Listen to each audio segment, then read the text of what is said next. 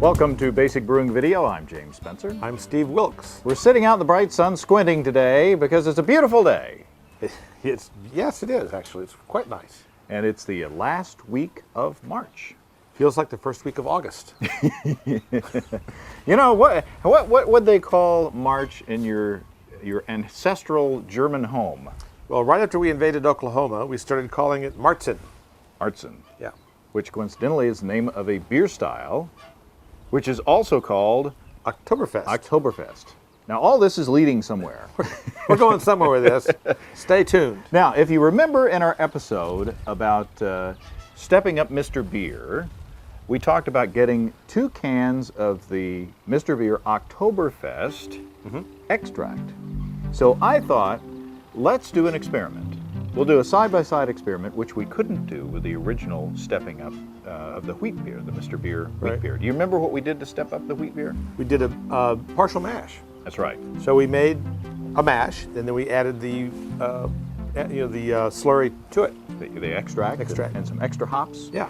And we got rid of that booster thing with all the corn sugar in it. Yeah. And here comes the wind. Here comes the wind. They call it Mariah. And so I thought, wouldn't it be interesting to do the same thing for this Oktoberfest beer, and not only make it an all malt beer by using a partial mash in with the extract, but also lagering it with lager yeast and fermenting it at a lager temperature. And then do the Mr. Beer the way the Mr. Beer was designed and marketed, and then do a side-by-side and see how they taste. So here's what I did. I started out with 2 pounds or 907 grams of Belgian Munich. Now, Belgian Munich is kilned to be a little darker than your average pale base malt. And then I did a brew in a bag batch. I had 6 quarts or 5.7 liters of water at 158 degrees Fahrenheit or 70 C. And I mashed I doughed in the grain into that. And I mashed for 151 degrees Fahrenheit or 66 C for 1 hour. And then for sparge water, I brought 6 quarts or 5.7 liters of water up to 170 degrees Fahrenheit or 77 C. And then I rinsed the grain in the bag in that to get some more of those sugars out. And then I combined the sparge water and the first runnings to get 3 gallons or 11 liters at 1022, which turns out to be, in my figure, an 89% efficiency on that. That's fine ciphering. Pretty good. You got to carry your double knots. You got to carry your double knots. So I boiled this for 60 minutes. Uh-huh. Now, did I need to absolutely boil it for 60 minutes?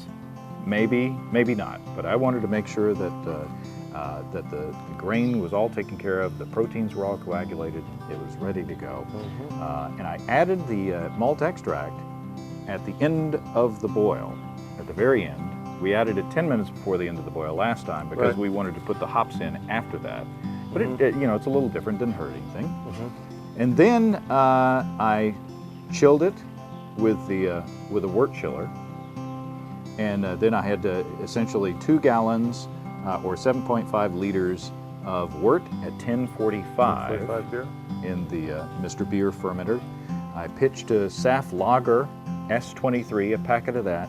I aerated with a little electric whisk, and then I put it down in the scary basement refrigerator.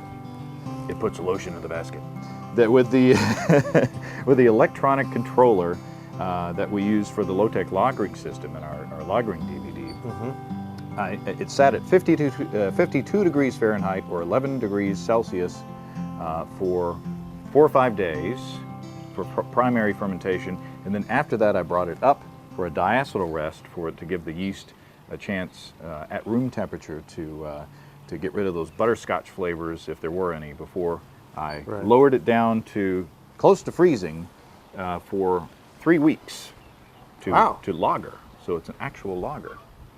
Now the Mr. Beer kit, I used the booster, I used their yeast, I used the instructions exactly the way they wanted it. Oh, and I did pitch some extra yeast at the time of priming with the partial mash beer because when you do lager, a lot of the yeast settles out, Right. and we want that yeast to be healthy and they're ready to condition the beer. And I also used an online priming sugar calculator to calculate how much priming sugar I should use. Hold on, Nelly. Boy. So let's pour the partial mashman first. Ooh, well, I'm kind of excited about this. I mean, I knew what we were doing, but I didn't realize how much work you'd done to make this beer.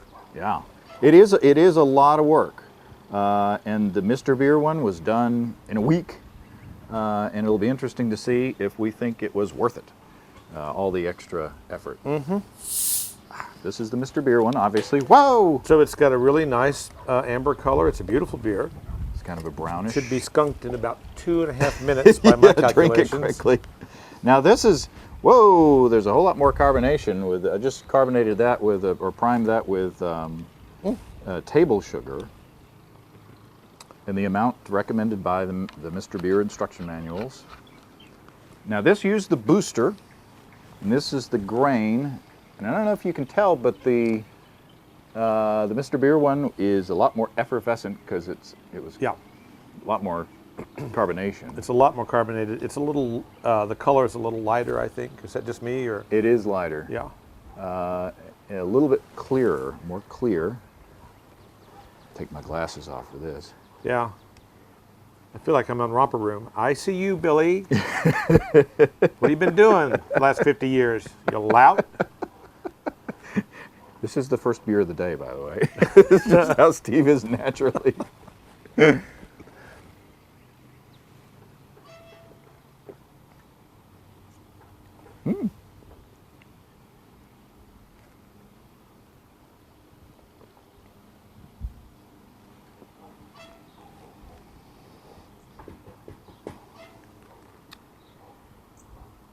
Now I'm getting, there's more body in the all grain beer to me. Yep. This is lighter on the tongue, partially because of the carbonation, I would assume, but also the body seems to me a bit more or a bit less substantial.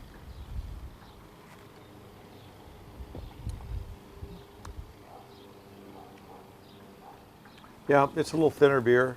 I get more grain. I just get more grain out of the all grain beer. Yeah, definitely. I will say this: I don't find, everybody's kind of expecting maybe us to go, "Oh, the Mr. Beer is not so good." I don't find it horrible. I don't find it to be the best beer I've ever had. Don't get me wrong, but I'm kind of. Of course, it's still really cold. Yeah. Well, I think that the all grain beer is probably closer to the style. This one, there's just not a lot going on. Yeah, and I get kind of almost like just a bit of a cidery wang to it. Well, see, I'm anxious to let these warm just a little. Right. I don't really want them to skunk, but I think that all that's the good and the bad will be more pronounced when they're 4 or 5 degrees warmer. Yeah. So is it worth all the extra effort? Yeah. You know what? As a drinker, it is. Yeah. I think that also at the end of it, after that long brew day, with the partial mash beer, I got done and I thought to myself, for just a couple extra pounds of grain, I could have done just an all grain beer. I did the same amount of time and trouble doing this partial mash as I would have for just buying, like 2 or 3 pounds more of extra grain and just doing an all grain beer. Yeah. Took the words out of my mouth. It's like you spent all day. I mean, when you were reading about everything you'd done, I thought, my gosh, that's a brew day. It's a lot of work. And so, it was good for the experiment, but I was just like you thinking, just make an all grain beer. Yeah. Whereas on the earlier Mr. Beer episode that we did, the Stepping Up Mr. Beer, I think that I would be more likely to do that again. Mm-hmm. Just because I didn't have to do the wort chiller. We didn't do the wort chiller. We did an ice bath. So I don't know. I'd have to think about it. I was definitely more impressed with the earlier effort of stepping up the wheat beer, but this to me is just. I think it's a fairly substantial. There's a lot of difference, and it's becoming more pronounced. The mini mash beer, mine's flat. I don't know. I don't know how long it's been in the bottle or anything like that. I think I could have added more priming sugar. But so this one still has a good bit of carbonation left in it, but it's got a little bit of a cider thing going, which isn't that great, and it's really coming out now. When you first poured it, it was not so pronounced. But the beer's just kind of thin. But it was easy. Yeah. And that's the selling point, I think, to the Mr. Beer stuff, is that people can get into a certain level of home brewing and do it easily and have it done quickly. And, you can have a beer that's ready to drink in, a couple, 3 weeks, as opposed to just being ready to bottle in Right. 3 weeks or a month. So. Yeah. I don't know. I kind of go back and forth about the whole concept of it. I really appreciate the ease of use, the quickness of it, and the idea that if you're not, I mean, let's face it, to get into even extract brewing, you've got some outlay. You've got stuff you have to buy and gadgets you have to get. And there's a bit to it. You can't just buy like a box that has everything in it. So that really is pretty appealing. Now, I will say this for the Mr. Beer fermenter. It fit nicely in my little dorm-size fridge. So if you have a little dorm-size fridge and you can get a little electric controller, temperature controller, you could make a couple of gallons of authentic lager using that little keg thing. So It is a nice fermenter. There is a plus. Well, this is fun. Yeah. Thanks for taking the trouble to do this. I mean, we had discussed it. I'll toast you with this one. Happy Marzen. Happy Oktoberfest. I'll see you in Oktoberfest. Cheers, everybody. Cheers. Happy brewing. Come and visit us on the web. At basicbrewing.com, you can find archive lists of both our audio and video podcasts on home brewing. You can also find our DVDs, Extract Brewing and Partial Mashing, Stepping into All Grain, Low-Tech Lagering and Decoction Mashing, Introduction to Wine Kits, and for a limited time, our 2012 Brewer's Logbook. Drop us a line. We'd love to hear from you. Write to James at basicbrewing.com, Steve at basicbrewing.com, or just use the contact form on basicbrewing.com. This will be over before you know it. That's what she said.